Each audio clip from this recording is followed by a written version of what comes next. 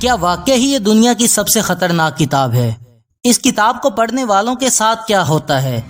اور دنیا کے کئی ملکوں میں اس کتاب پر پابندی کیوں لگا دی گئی؟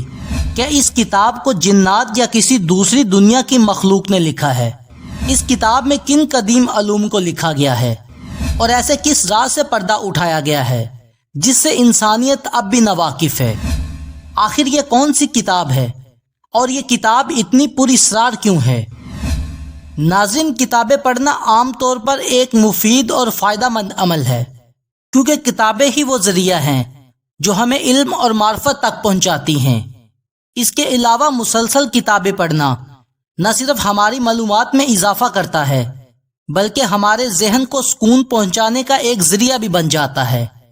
لیکن کچھ کتابیں دیکھنے میں جتنی سادہ اور آسان لگتی ہیں، دراصل وہ اتنی ہی پر اسرار اور خطرناک ہوتی ہیں۔ انہی کتابوں میں ایک کتاب کا نام شمس المعارف ہے، جو جادوئی علم، علم نجوم، علم قبالہ اور علم طلسم کا ایک بیشتر خزانہ ہے۔ اس کتاب کے متعلق سب سے پر اسرار بات یہ ہے کہ اسے لکھنے والا کون ہے، یہ بات اب تک غیر واضح ہے۔ لیکن کئی علماء کا ماننا ہے کہ اس کتاب کو ایک انسان کی بجائے کئی مصنفین نے لکھا ہے اور اسے ایک لمبے وقت میں مکمل کیا گیا، جبکہ اس کتاب کے ورق اور نقشوں کو دیکھ کر کئی ماہرین اس بات پر بھی یقین رکھتے ہیں کہ یہ کتاب جنات یا کسی دوسری دنیا کی مخلوق کی تخلیق ہو سکتی ہے۔ اگرچہ کچھ محققین کا ماننا ہے کہ یہ کتاب مصر کے ایک عالم احمد البونی نے لکھی تھی۔ احمد البونی 520 ہجری میں الجزائر میں پیدا ہوئے تھے۔ البونی کو علم تصوف، علم طلسم، علم نجوم اور عملیات میں مہارت حاصل تھی۔ البونی اسلامی تاریخ کے ایک ایسے مصنف ہیں جن کے بارے میں بہت ہی کم معلومات ملتی ہیں۔ البونی کا دور مشہور صوفی بزرگ ابن عربی سے ملتا جلتا ہے، جبکہ کچھ صوفیاء کا یہ بھی کہنا ہے کہ ان دونوں نے ایک ہی عالم دین سے علم حاصل کیا تھا۔ شمس المعارف کے معنی علم کا سورج ہے۔ اسی مناسبت سے اس کتاب میں تمام قدیم اور پر اسرار علوم کو ایک جگہ جمع کر دیا گیا ہے۔ یہ کتاب صرف ایک جادوئی کتاب نہیں بلکہ اس سے کہیں بڑھ کر ہے، جو عام طور پر باطنی علم کو واضح کرنے کے ساتھ ساتھ صوفی حکمت کے بھی راز کھولتی ہے۔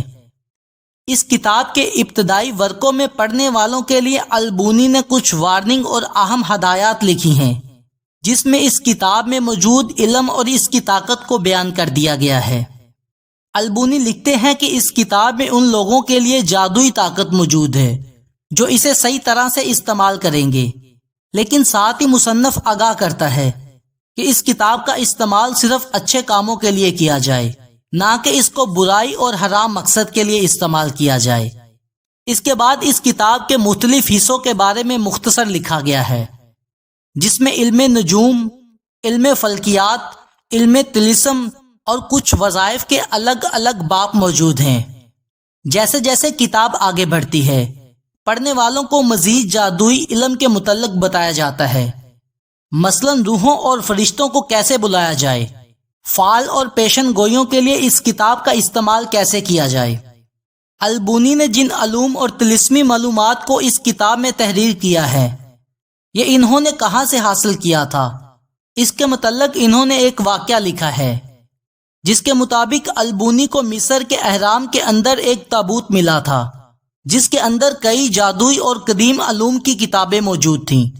وہ کتابیں کس نے لکھی تھیں اور اہرام مصر کے اندر کیوں چھپا دی گئیں، یہ بات اب تک کوئی نہیں جانتا، لیکن بعض لوگوں نے اس بات کو لکھا ہے کہ حوت جن ان کے اندر آ کر اس کتاب کو لکھا کرتے تھے۔ اس کتاب میں یہ بتایا گیا ہے کہ عربی کے کئی الفاظ اور ادات ایسے ہیں جن میں جادوئی طاقت موجود ہیں۔ البونی اس علم کو علم الحروف کہتے ہیں، یعنی الفاظ سے جادوئی طاقت حاصل کرنا۔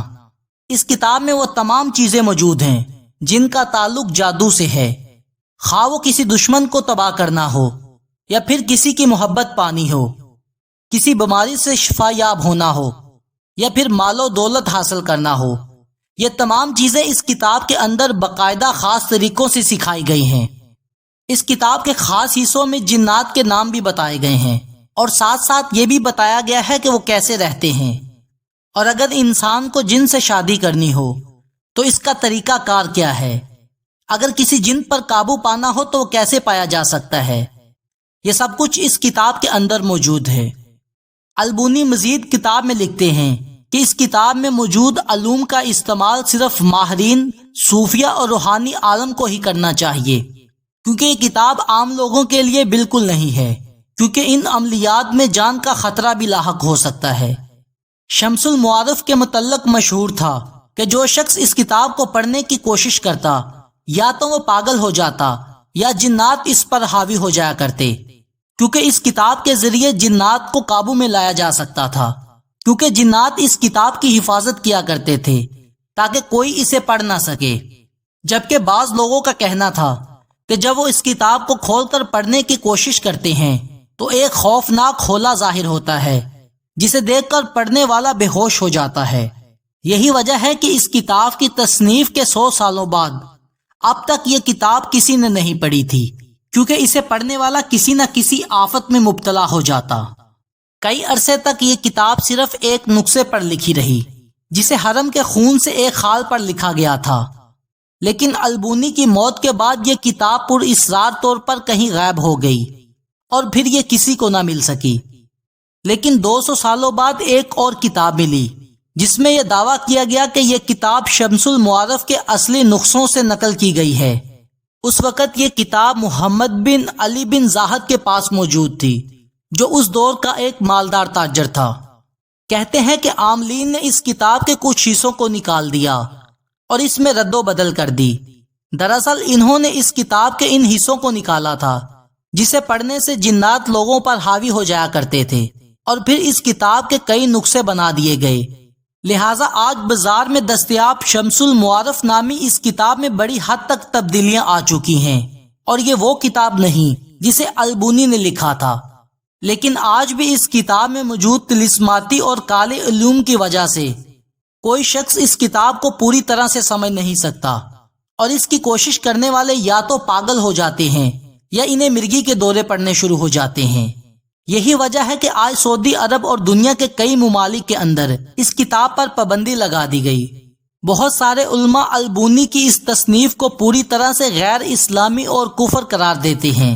اس کی ایک وجہ یہ بھی ہے کہ شمس المعارف میں یہودی قبائل اور جادو جیسی چیزیں سکھائی گئی ہیں جو سراسر غیر اسلامی ہے۔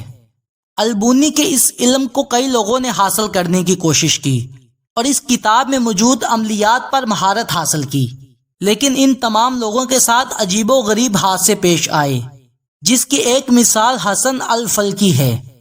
الفلکی مصر کا ایک مشہور مجیشن اور علم نجوم کا عالم تھا۔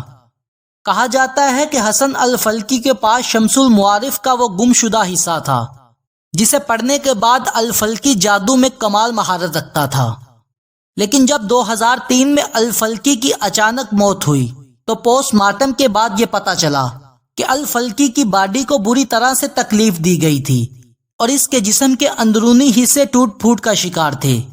مانا جاتا ہے کہ اس کی موت کسی جن کے ہاتھوں ہوئی تھی، کیونکہ اگر کسی عملیات میں کامیابی نہ ملے تو جنات اس انسان کو مار ڈالتے ہیں، اور فلکی کے ساتھ بھی یہی ہوا تھا۔ شمس المعارف میں موجود عملیات اور جادو انتہائی خطرناک اور برا عمل ہے جن سے بچنا اور دور رہنا ہی بہتر ہے۔ یہ کتاب شاید دنیا کی سب سے پر اسرار کتاب ہے، جس میں موجود عملیات کا چھپا رہنا ہی انسانیت کے لیے بہتر ہے۔